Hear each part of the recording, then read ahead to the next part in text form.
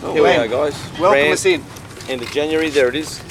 A lot of people like ranting, don't they? Particularly about racing. And that's the purpose of this show. It's called The Rant, and we're up last show of January. I really can't handle the fact that it's 2017. It's just, there's something about it that's just bugging me. What is? I just don't like the year. Oh, okay, 2000. Is it a prime number? Maybe it is. Well, you could argue that they're all primes. Well, the 0 and 1 is probably, obviously.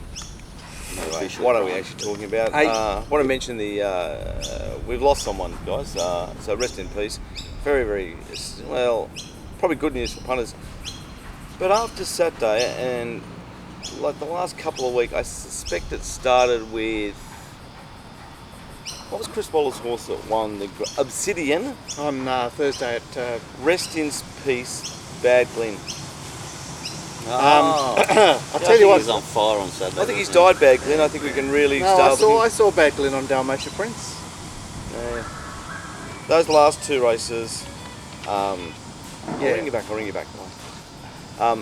Glen gets his customary call 5 minutes into the rant every Monday. I'm saying rest in peace, Bad Glen. You know what that calls like? That's like when you go out on a date and you go, ring me halfway through, because then I can pull out. I've never done that. That sounds like fun. You used to do that. On the Punter Show all the time. You used to get up and walk over there. Anyway, his ride on Embley. Amazing. Just like all hail Glen. How good a rider are you? And then his ride on the last was just pretty close to outstanding as well. Sorry, what did he do that was clever in the last? Other than he was like, he knew what he was doing. Well, he drove forward.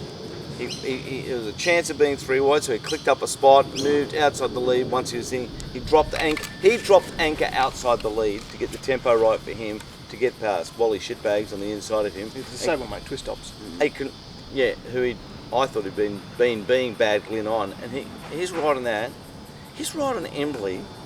Did you see Montauk travel up at like a 5s on chance, and it's all over. Montauk is going to win. Tipped on top mounting yard mail. How the fuck's this 460? What a great bet this is. Yeah, Rob Waterhouse there he is, 460. Do you want best fluck? Which was $4. Here's Abdullah. The race is completely over, but oh no, good Glen.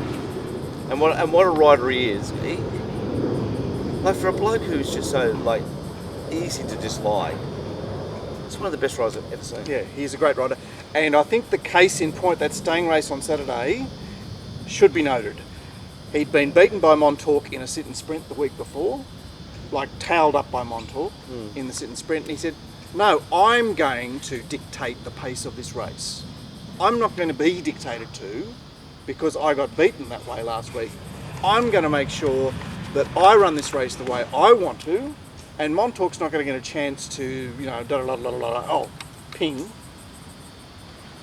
There's one thing there too, Embley trained by Baker, Montauk trained by Waller. But the other thing was that Baker had the obvious leader, which was the mare going up from the mile with the blinkers on. Surreal. But Glen obviously, he wasn't. So look, guys, it's rest in peace, Bad Glen. He had a little bit of a run there for about 12 or 18 months, but I think he's gone. I think he might have gone to the dark side, seen there's not much cop in it. You might as well go be the champion you are, and I reckon there's more money in being a champion rider. Well, he's bloody own. He's probably thinking, if Jeff can win a premiership, maybe I should have a bit of a crack. I never seen anything like it. He controlled the pace in a way from 9th spot on Obsidian. He's just got to control. Everyone was just. Fucking never seen anything like it. And what so I'm gonna stick with him for a while, and okay, well I'll have to get off then. if you're changing, hang on. The other way. Well, not only that, one of us has got money. We had the synergy of Glen, Invincible Gem, and Mounting Yard Mail all together. And it's $7. It was a terrific bet. It was terrific odds too, but terrific ride. Never going to lose. Never going to lose. No. So let's talk about the favourite in that race, which was very sticky in the betting. All Wallers were sticky all day, but how did she parade? She's come back well. Class horse coming back. All class horses tend to come back well. Condition on it, yes, tick. Chris's stable, bit poo at the moment, yes, tick. Had the 3rd or 4th in the numbers, and didn't. And the whole I really felt like not only did I not want to be on it, the marketplace wanted to be against it. The marketplace said this is going to get beat. Yeah. Gord, what do you think? Oh, I'm just saying I mentioned on the preview, we've got to start seeing Waller horses performing better for us to get involved in backing them. Or is it going to be a dog's breakfast ride? We've seen Shandana come from last there, run third. It ran an outstanding race, massively backed, stacks of money for it. During the week, trained 100 to 1 shot. Three winners on Thursday, and so everyone went, oh, well, he's back now. Yeah, I think we're going to treat it like a dog's breakfast. I don't know where we are. I think you're right. Yeah, I think he's Jay McNair at the moment. He's Jay McNair. And the Jay McNair rule of thumb was, if you think they can't possibly win in their big odds, have a good bet on them. If you think they've got a good chance and they're in the market, lay. Yes. He's Jay McNair. You do have some of the best pearls in the business, G-Pod. Well, he's the dog's breakfast at the moment. Yeah. I mean, look at Aquatic. Not to mention the tick. It's gone around and won by 4 lengths at $101. Adam Hieronymus riding. Like, how much money have I won all of you about tipping this boy? He's just a freak. And right. Hopefully someone has made some money out of Hieronymus. It hasn't been you. I never backed him. I just went, number one. Fuck, Waller. If this horse is gone. Oh, the ads is on it. Oh, yeah, my morning market's what I put next to it. $17. What does Sandra bet? 101. G-Collar packet? No. It's funny because a few people mentioned to me they'd half found it, and I'm like, well, if that many people are half finding it, why is it so long? It was an explosive betting race. It was one of those talented, promising type 3-year-old races that were the betting just honed in on 3 of them, for example, and then there was the sneaky Alan Denham tip and this. There was Sneaksville all around that race, and then from the Manning Yama, which I don't do on the Wednesday, I took 370 Drakenfels. I would have given you 37 to 1 after it looked at it, and it traded into 280 and looked to be well and truly above itself.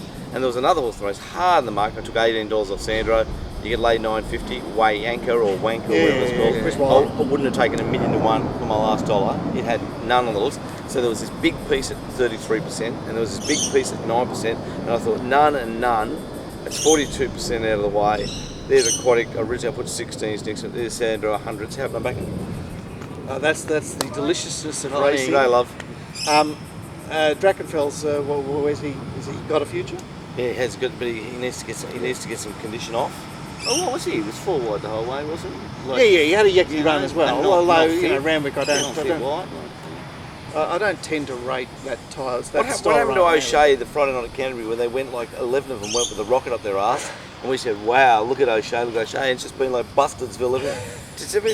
Do the punting gods hear me on the rant? Yes, they zoom do. up there They do. and then come back down to the stables. Maybe I'm the camera in the stable. Yeah. You're the ice. You're the pipe. I fucking used to be on the pipe with Dallas once. Me and Dalboy loved the pipe. Yeah, so there was another race involving... I missed talking to Dallas with those pipe chokes. That was funny. Yeah, well, he represented an alternate...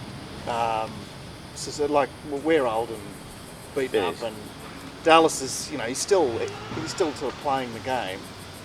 It's funny, isn't it? All the things that have happened, to our business and how completely fucked we've been, I really miss Dallas. It's weird. Isn't that odd? It's fucking odd. I miss him there just cracking pipe jokes.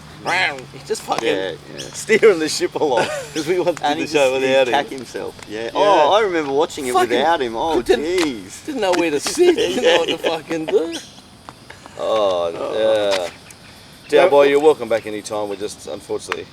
We had another Waller non-event there. Big hello to Mark Moore, who I'm sure I saw that. Was watching Dylan's Rojo from Perth win. And another perfect example is you can't pot horses that race on the pace, really, can you? Well, he can make his own race. He has the ability, or he has the technique or the credential, which is I lead. So therefore, I'm there. Yeah, well, you really want a pair of Wallers there. What did they start? $5 and $4.80. They were never in that race, anytime, anywhere. They jumped at 43%, which is it's 16 fucking numbers on the roulette wheel out of 36, and they were just covered. You couldn't get in those slots. Yeah. Causton's power should nearly be barred from racing. Fair dinkum. What do you do with a horse like that? then it'll come out and piss in and just send us all cooker. So I suppose going forward, we look at those things and we think both of them going forward have got none, we have to back them. Well, you say the Jamie John McNair. McNair, Yeah.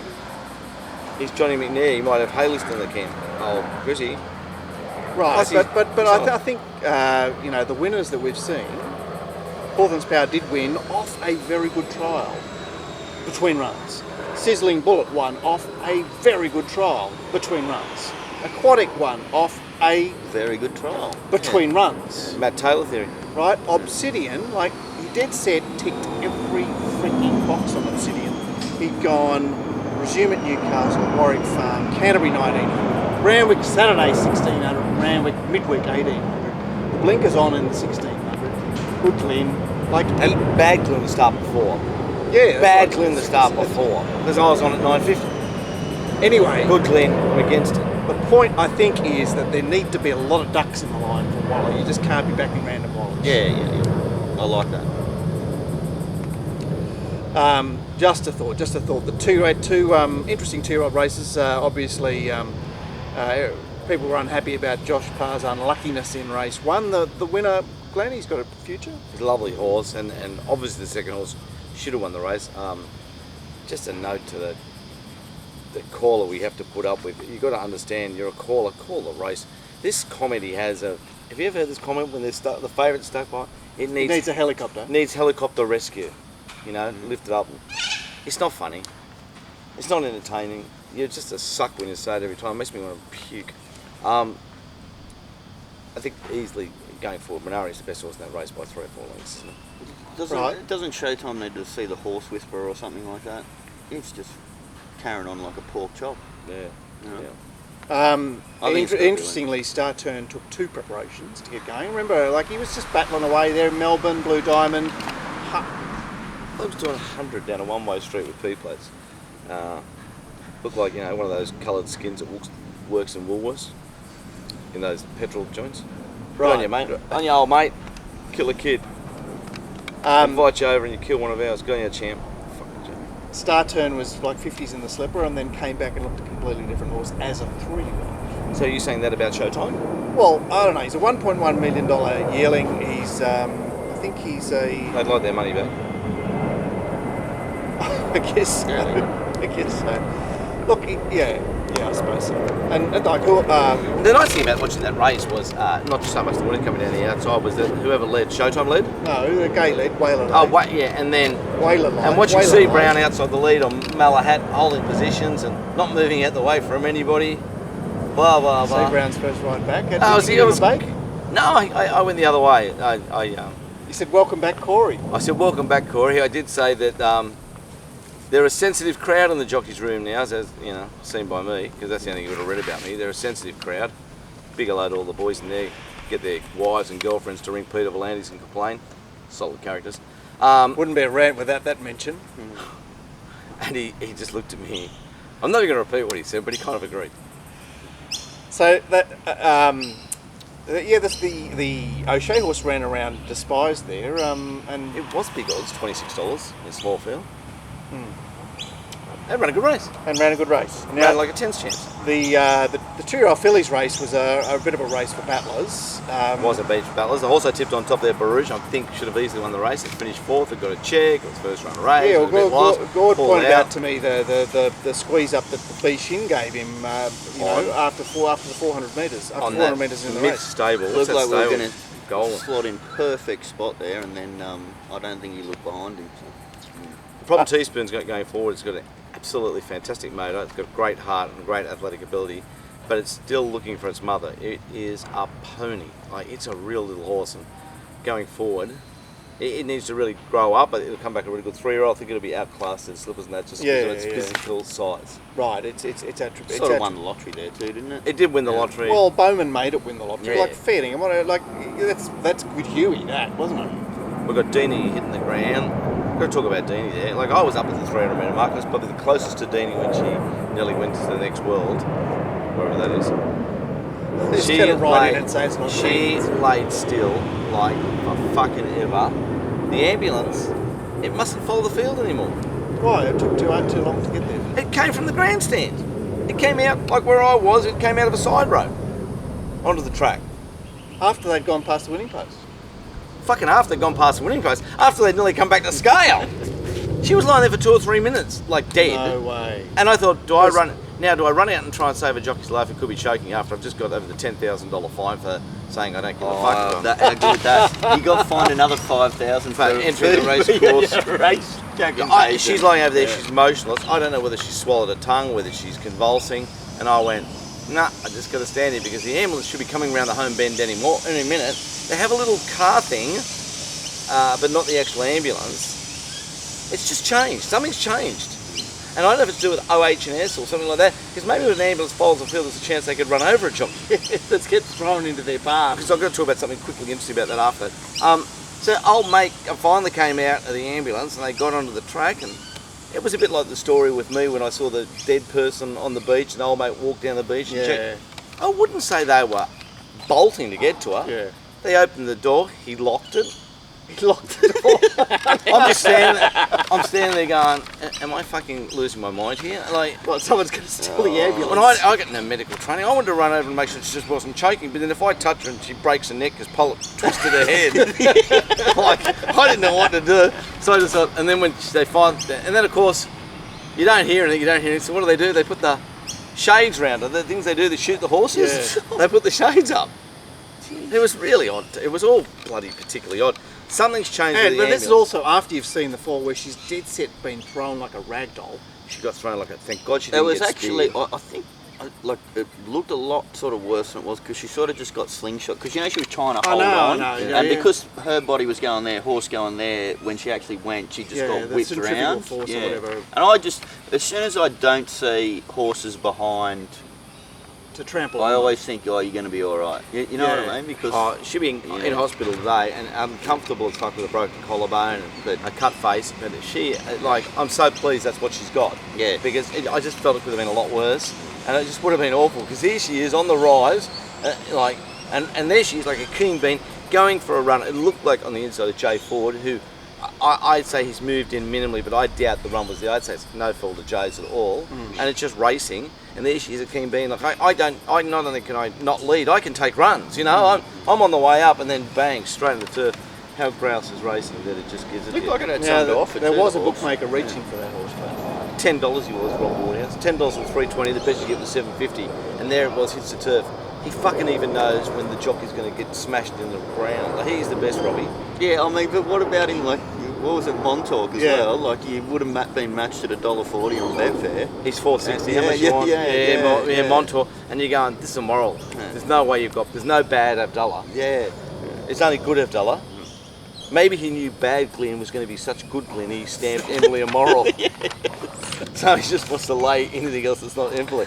It's just too good for me. No, I think I saw him take some If I- bets on Embley too. So I was just going. I was going to unload on late on Sevenings just at the $10 and $3.20. Going, nah, you're finally a fuckwit, and watched it speared in the ground, like poor kid. I just would have like. Anyway, thank God she was all right. But there was old Pollock, because I watch the race up there often, as you know. If I finish my business, I go walking. It's stress, and there I am. sort of walling. She was from here to that red car away, and I'm going, well, please move, and then I'm going, please someone turn up. Please, and it just felt like 2 to 3 minutes, which seems like a really long That's a time. really long time. And she never moved. She was totally unconscious, which is, I suppose, your body's way of shutting things down, Yeah, which is a sure. good thing. Yeah. It's a good thing. it might have been whiplash too. 'Cause she looked was like really she got flung. She really got smashed. So we'll have to keep an eye on Danny when she comes back in about 3 or 4 months to make sure that she gets back in the groove. I hope she does. She's a keen being, that thing. So there was a comment on Thursday about the steward saying, well done on pumpkin pie for putting the whip away or something.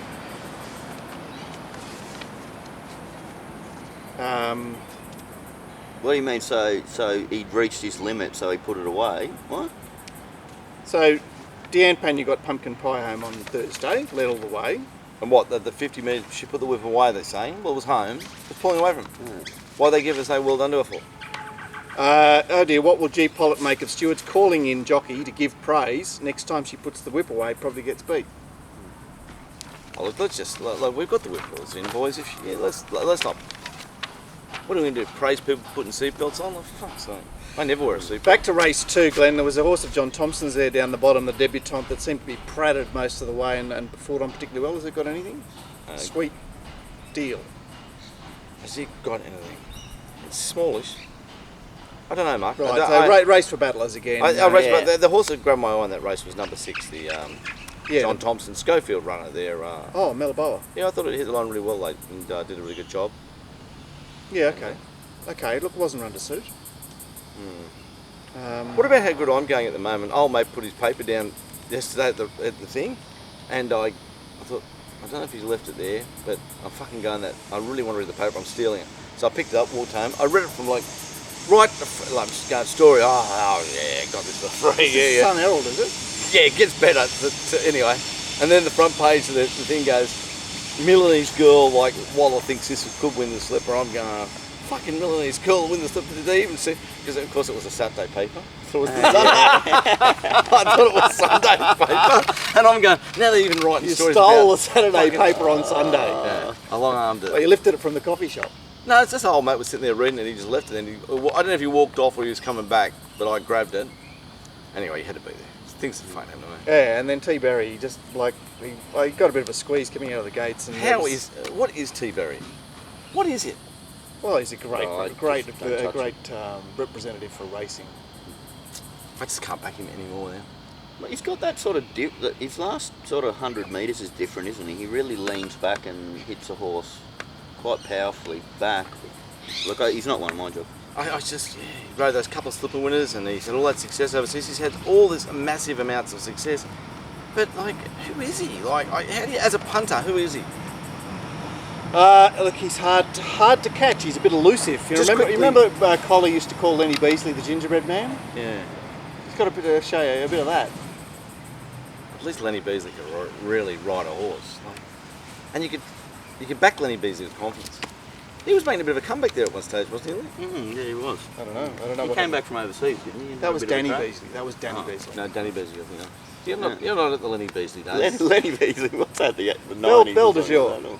He was a good rider. He was a really good rider, and you could really count him to he was a really good rider. I think he had a few personal dramas with his marriage. I don't know.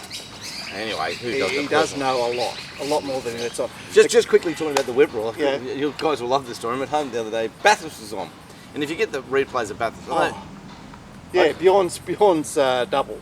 Well, not just that. This is the best thing I've ever seen. They got the head on view and they're coming down the straight and and all of a sudden this whip goes, we see it all the time, this whip goes up in the air and I go, oh fucking hell, they threw their whip away. But it looked like it was down to the first two and then it was 4 lengths to the pack. And I'm going, they've both still got whips, so it must be an optical illusion, must be behind it. I rewinded it back and forward 20 times. It was a whip on the ground. It was just a whip on the ground because every rider finished with his whip. Yeah. I've done the whole field twice, 12 runners. Everyone's still got their whip all the way down the straight, but a whip goes up in the air. Yeah, I glanced at it once and I thought, oh, that could have cost him the race because initially I thought it was the one who was sort of in front and then it was dropped very out. optically hard to work out. Yeah. It was a whip on the ground, so big.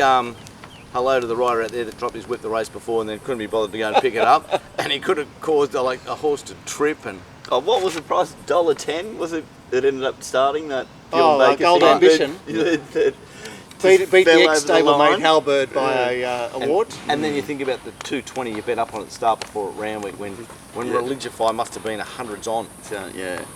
Wow, how awesome is racing! And it was in a set weight race too. What about the horse that was finally ready to win? The Topaz. That was Bathurst. Back to Rosehill. Yeah. Nothing to say about the country race early, Glen. Not from me, guys. Perfect Huey, probably perfect B. Loy, who rode his horse particularly well as well. I think Madame de Ban will win again. I fell into a massive place bit there on Grand Rouge. Watched T. Berry sit the perfect spot. It was not a day for Barrier 1, Glen. Fair enough. Interesting 3-year-old race there where C. Brown halved his price, 17 into 850. 21 more on Woodcup put up. No, Glenn tells a funny story of walking. At the start of the meeting, you walk. No. At the start of the beginning of that race. As soon as they go in Sydney, their instructor put the price. Their prices go up before the APN. So I walked past one. Went, $21 warrant. That seems wrong. Oh no! It'll be that. They know what they're doing. And I walked away. And then I'm in the ring. It was like $13 and $8.50. I said, Glenn, you actually said to yourself that Warren Woodcock would know what he's doing. with his 3 half Asian, half uni, half homo staff On the big wages. on the big wages. I told you the races, isn't it? Yeah. Just unbelievable. Oh, And there they and I said to myself, oh, they'd know what they're doing. So it just shows you how good I'm trolling. So in this 3-year-old race, Australiana, Awoke and Nepean, they've been beaten 6.4, 6.8 and 7. Where to for them? I really don't know what to take out of this race. Because Echo Effect went like a maniac and has somehow only been beaten a length and a half. 460 to 920 on the fair. It was Paraded like a skunk. And, can he parade better, or is he just one of those light types that's just going to get... Both. He can parade a little bit better, but he is a light type that on a hot day is going to get worked up and he's going to look thinner. Horses tend to look, they look 10 and 20 kilos lighter on really hot days because they all really sweat and get warm. Another thing about this race, which is so interesting, I just don't know what it is. We've got to protect punters, don't we? Like, hey, you've got to understand horses' feet are so important in their racing styles. That makes sense. Doesn't it? Like you put a pair of shoes on. Very important. Yep. So when you throw a shoe off and you've got old mate the Farah who doesn't work for... No, he doesn't work for O'Shea, does he? They don't work for O'Shea. And so he goes, yeah, I'll whack one back in. Well, you're on Honey Wine, you've had a bit of a bet on it, you've had a massive bet at the place. And there's the don't foot. want to see this whack, at all. Whack, whack, whack. The horses run like 7 lengths behind the second last horse. Now, it's a pretty good quality animal who was in good order. What I'm saying is if they throw a shoe, I think you just got to scratch. oh, okay. Or you can take the other shoes off. No, I suppose that's, you're being treated by the person that doesn't... Well, do you want to be on it if your horse has got old mate there and he's got it there and he's bang, bang, bang? He might have nails from Aldi, but at O'Shea they got they got perfume nails. That, you ever had a needle that doesn't hurt, and you ever had a needle that does hurt? There's a big difference. Horse puts his foot down.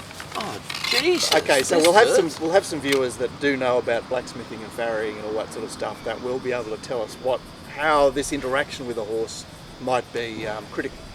Well, the stewards are just so into protecting punters. I think that's their job. And if Are they? Well, what is their job? Fucking scones and tea. But why don't you just think about it as in you making money? You see it happen, play it. But I was on. Well, get rid of your ticket. Well, I just No, there's it's like probably 1 a minute situation to go. where- It's an infertile time. It's probably a situation where it's like horses playing up. Try and get off horses playing up. Market reacts, it goes the other way. Of course it does. And also your mind saying, "Oh, don't you're being silly. Don't worry about it." Whereas if it just was scratched, you get your money back. And Yeah, although, I mean, we're going to struggle to get any traction on just scratch, because... well, I don't know. That's not that horse's form. Would you agree? Yeah, but it was horribly unfancied. You know, this horse is not... That was not... James that was Doyle not riding? its race.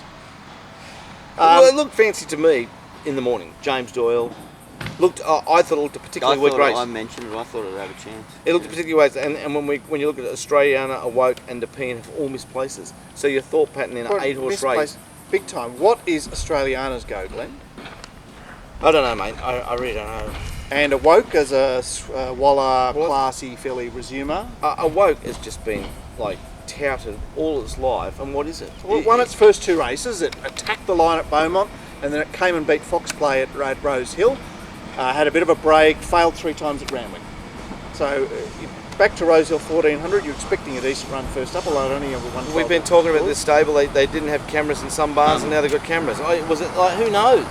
How do you work all this out anymore? Yeah, but when you watch it in the run, the way it was hanging in, and as soon as South Sonic came 3 wide, was it? It just all went pear-shaped from there. If Tom told you in the morning that Royal Navy, the Pharaoh, and South Sonic were going to figure in the first 4, you go, listen, you better stop punting. No, you go. That's fantastic. Isn't racing a great thing? Let's get to Music Magnate, who did look like... Well, this guy is a serious horse, isn't he, mate? Music Magnate. In fact, I did actually think he was a serious horse on, I think it was New Year's Eve or something, Canterbury, 2 years ago, when he came and got ins and outs and he was just not entitled to. He's a serious horse. Yeah. He might have a lot of these sprinting weight for age type events by the balls this time in line. Who's going to beat him? Yeah, well, the last 2 times I've seen him, he's been resuming, and he's had to do the bullocking. Yeah. He's had no favours. Yeah. The first time he held off Noidart, and I'm going, oh, well, he held off Noidart, but still, Handfast comes out and runs last. Continuation of the O'Shea stable just going like bustards on the weekend. The 2 days after I said how And great they are. O'Shea again, Badahov. I thought he actually tried hard, Badahov, in an uncomfortable spot for him. But Gord's suggesting that, like, he's now too deep into his preparation, third up. But I thought it was a good run, but that's it. He won't be back into this preparation. Are we skipping straight that race pretty quick, are we? Well, we've pretty much done the other races, done it, but, yeah. but Scarlet Rain, good gay. Good guy. Good Tim Clark first up, which you don't often see. Well, he also didn't panic when Ice Bucket absolutely drove him bananas. I thought Scarlet Rain's run was absolutely fantastic. It was a great run. Where does she go, Glen? She's a horse that's going to make her own fortune. She's going to make her own fortune. She's going to keep going really well, Mark. She's racing on the pace. How many races are won these days on the pace in New South Wales? Like, Well, especially at Rosehill. Rosehill is... How many of them are won when the thing's driving you nuts, being half a length in no front doubt, on the undoubted outside? merit in the Like run. never. Undoubted merit in the run. Point being that Rosehill has turned into this amazing flat track where just fucking be there, for Christ's sake. We grew up on this Rosehill diet of they just bloused and bloused and bloused and bloused and bloused. And you went, oh, Rosehill, isn't it fantastic? In the last 2 years, it's been just fucking get there. hate even talking about that race now. That's the end of part 1. We'll be back in part 2 with A bit more ranting. a lot more Emails. ranting, actually. A bit of ranting. I'm